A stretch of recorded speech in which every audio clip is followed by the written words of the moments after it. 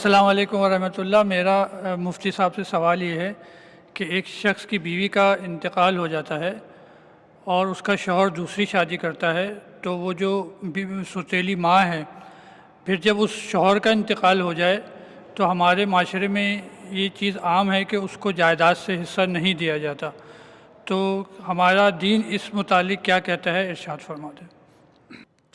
وعلیکم السلام ورحمۃ اللہ۔ اچھی جانب آپ نے توجہ دلائی۔ یہ ہمارے معاشرے میں بے شمار برائیاں جنم لے چکی ہیں، جن میں سے ایک برائی یہ بھی ہے کہ ہمارے معاشرے میں جس کا جو حق ہے وہ حق نہیں دیا جاتا، وہ چاہے وراثت کا حق ہو یا چاہے کوئی دوسرا حق ہو۔ اور یہ عرف عام میں یہ کہاوت بھی کہی جاتی ہے کہ ہمارے خاندانوں میں کہ بھئی بہن اور بیٹی کے گھر کا پانی نہیں پیتے۔ تو پانی پینا بالکل جائز اور حلال ہے، لیکن حصہ کھا جانا جائیداد کا یہ بالکل حرام ہے۔ لیکن ہمارے یہاں یہ ہوتا ہے کہ یہ کہا جاتا ہے کہ بھئی بہن اور بیٹی کے گھر کا پانی نہیں پئیں گے لیکن حصہ کھا جائیں گے۔ تو اسی طرح جس طرح آپ نے سوال کیا کہ اولاد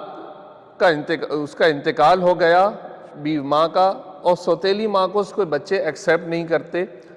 تو کیا ہے کہ وہ سوتیلی ماں ہے لیکن پھر بھی باپ کی منکوحہ ہونے کی جہت سے ان کا ادب اس پر لازم ہے اولاد پر۔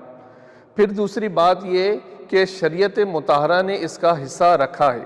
کیونکہ سوتیلی ماں کا تو کوئی حصہ نہیں، لیکن وہ باپ کی منکوحہ ہونے کے سبب اس کا حصہ بدستور بیوی ہونے کے اس کو حصہ ملے گا، اور شریعت مطہرہ میں اس کا حصہ یہ رکھا گیا ہے۔ چنانچہ قرآن کریم کی سورہ نساء کی آیت نمبر 12 میں اللہ تبارک و تعالیٰ نے ارشاد فرمایا کہ اگر تمہاری بیویاں ہوں اور تمہارے مال میں سے ان کے لیے حصہ ربع ہے، یعنی 1/4 حصہ ہے اگر اولاد نہ ہو،